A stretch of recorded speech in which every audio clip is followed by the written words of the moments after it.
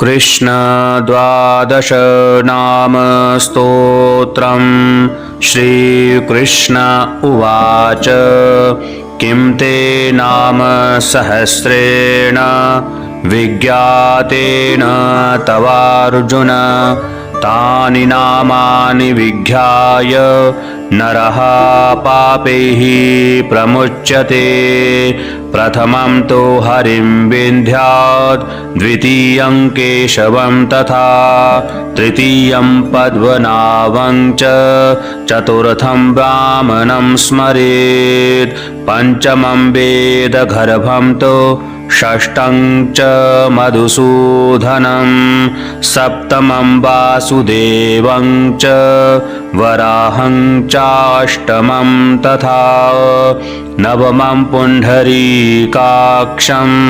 दशमं तु जनार्दनं कृष्णमेकादशं विन्ध्यात् द्वादशं श्रीधरं तथा एतानि द्वादश नामानि विष्णुप्रोक्ते विधीयते। सायं प्रातः पठे नित्यं तस्य पुण्यफलं शृणु। चन्द्रायण सहस्राणि कन्यादानशतानि च अश्वमेध सहस्राणि फलं प्राप्नोति संचयः। अमायां पौर्णमास्यां च द्वादश्यां तु विशेषतः प्रातः काले पठे नित्यं सर्वपापैः प्रमुच्यते। इति श्रीमन्महाभारते अरण्यपर्वणि कृष्णद्वादश नाम स्तोत्रम्।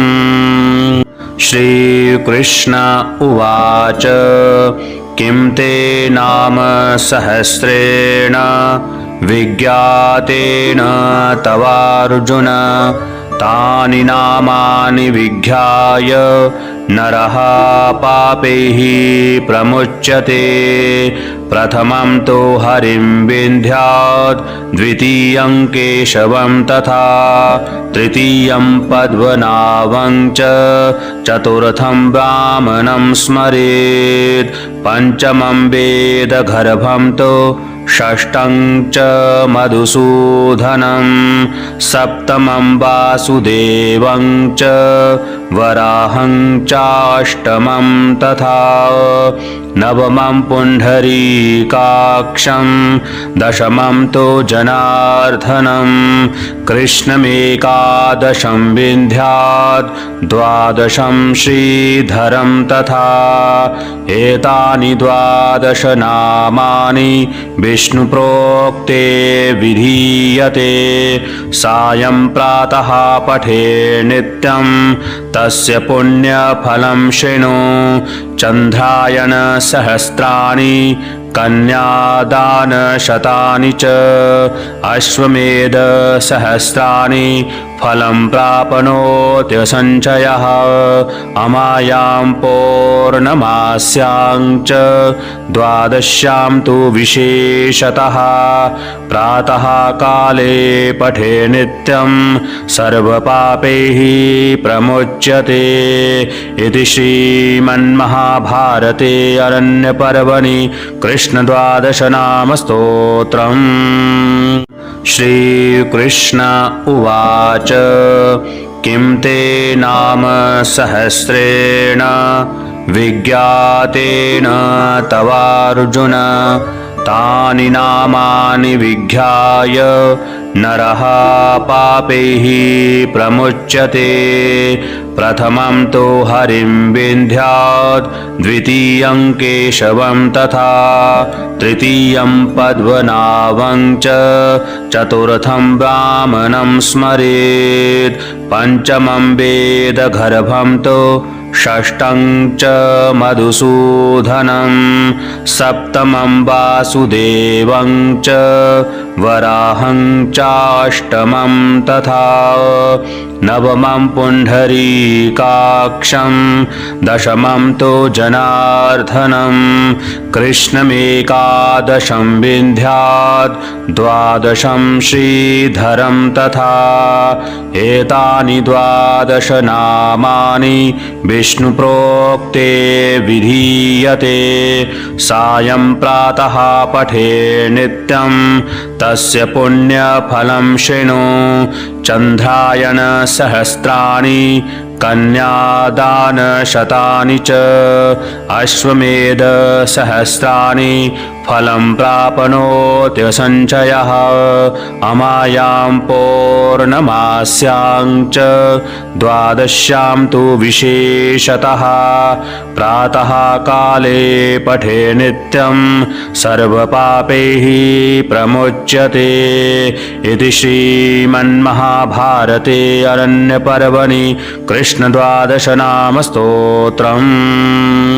श्रीकृष्ण उवाच किं ते नाम सहस्रेण विज्ञातेन तवार्जुन तानि नामानि विज्ञाय नरः पापैः प्रमुच्यते प्रथमं तु हरिं विन्ध्यात् द्वितीयं केशवं तथा तृतीयं पद्मनाभं च चतुर्थं वामनं स्मरेत् पञ्चमं वेदगर्भं तु षष्ठं च मधुसूदनं सप्तमं वासुदेवं च वराहं चाष्टमं तथा नवमं पुण्डरीकाक्षं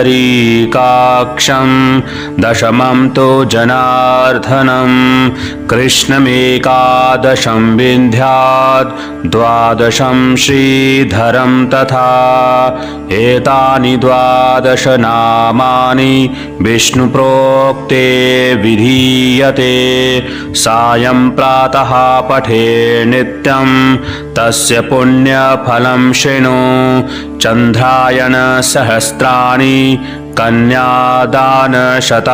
च अश्वमेध सहस्राणि फलं प्राप्नोत्यसञ्चयः अमायां पौर्णमास्यां च द्वादश्यां तु विशेषतः प्रातः काले पठे नित्यं सर्वपापैः प्रमुच्यते इति श्रीमन्महाभारते अरण्यपर्वणि कृष्णद्वादशनामस्तोत्रम्। श्रीकृष्ण उवाच किं ते नाम सहस्रेण विज्ञातेन तवार्जुन तानि नामानि विज्ञाय नरः पापैः प्रमुच्यते प्रथमं तु हरिं विन्ध्यात् द्वितीयं केशवं तथा तृतीयं पद्मनाभं च चतुर्थं वामनं स्मरेत् पञ्चमं वेदगर्भं तु षष्ठं च मधुसूदनं सप्तमं वासुदेवं च वराहं चाष्टमं तथा नवमं पुण्डरीकाक्षं दशमं तु जनार्दनं कृष्णमेकादशं विन्ध्यात् द्वादशं